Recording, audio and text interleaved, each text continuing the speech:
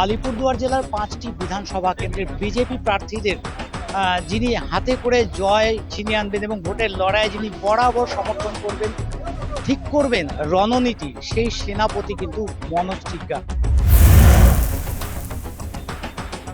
এই যে রণনীতি, রণকৌশল কিভাবে সাজাচ্ছেন এত ৫টা বিধানসভায় দৌড়াদৌড়ি?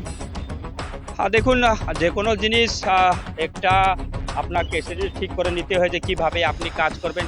কেননা ক্ষেত্র তো অনেক বড় আছে, ঠিক আছে। আমি যেহেতু বিটিডব্লিউর কাজও দেখছি, তো স্বাভাবিক কারণে আমাকে সেই পানি ট্যাঙ্কি থেকে নিয়ে সানকোচ পর্যন্ত দেখতে হবে। কিন্তু আমার প্রায়োরিটি থাকবে মাদারিহাট আর পাশাপাশি 7টি বিধানসভা। যেহেতু আমি মাদারিহাটের দুবার বিধায়ক ছিলাম এবং বর্তমান আমি এখানে সাংসদ, স্বাভাবিক কারণে এই সিটকে জেতানোর জন্য একটা আলাদা চাপ তো থাকবেই। কিন্তু চাপ থাকলে কাজ করতে মজাও আসে। যতক্ষণ আপনার উপরে চাপ থাকবে না, কাজ করে মজা আসে না।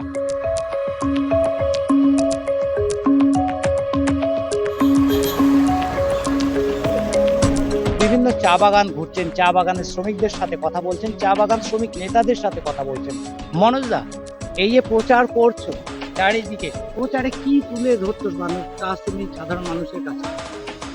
দেখুন, চা বাগানের শ্রমিকরা সবচেয়ে সরল, এবং যদি আমরা বলি যে অনেস্ট, যদি সত্যতা যদি কেউ থাকে, তাহলে চা বাগানের শ্রমিকদের মধ্যে যে সরলতা, সত্যতা যেটা আছে, আমি মনে করি যে কোথাও নেই।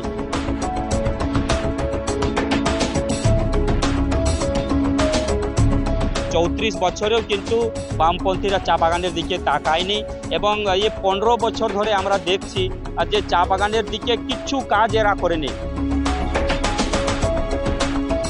কি মানে মূল হাতিয়ার কি রাখছেন লড়াইয়ের? দেখুন, আমাদের আলিপুরদুয়ার চা বাগান, আমাদের আলিপুরদুয়ার যেটা জেলা আছে, এই জেলা চা বাগান অধ্যুষিত এলাকা আছে। কুমার গ্রামে 11টা চা বাগান আছে, আমাদের কালচিনিতে 35টা চা বাগান আছে, ডিভিশনগুলো মিলে আমাদের এখানে 24টা চা বাগান আছে, আরও এরকম চা বাগান আছে। তো চা বাগানের যে সমস্যা আছে, সেই সমস্যাগুলোকে নিয়ে কিন্তু আমরা একাধিকবার আন্দোলন করেছি। আপনারা জানেন যে বেতন হচ্ছে না, পিএফ অফিসে ঠিকঠাক কাজ হচ্ছে না।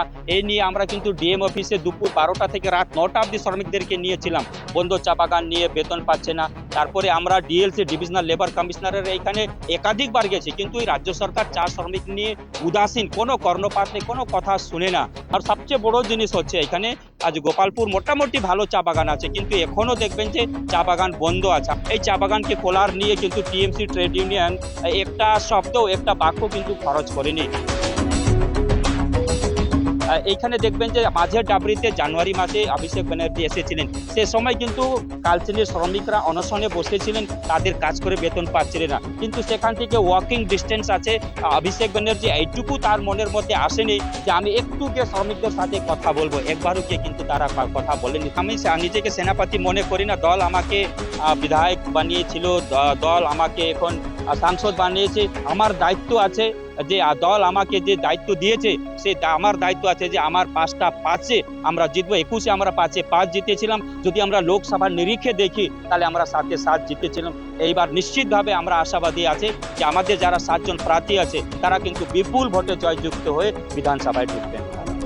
মনোজ টিগ্গা, তিনি কিন্তু বিভিন্ন চা বাগানে ঘুরলেন, শ্রমিকদের সাথে কথা বললেন, সাথে রইলেন প্রার্থী লক্ষ্মণ লিম্বু। আজ আমরা ছিলাম আলিপুরদুয়ারের বিজেপি দলের যিনি সেনাপতি রয়েছে তথা আলিপুরদুয়ারের সাংসদ মনোজ টিগ্গার সাথে। 5 প্রার্থীকে বিপুল ভোটে জয়ী করাই এখন তার লক্ষ্য। আলিপুরদুয়ার থেকে স্বপ্নাশী চক্রবর্তী রিপোর্ট, নিউজ টাইম।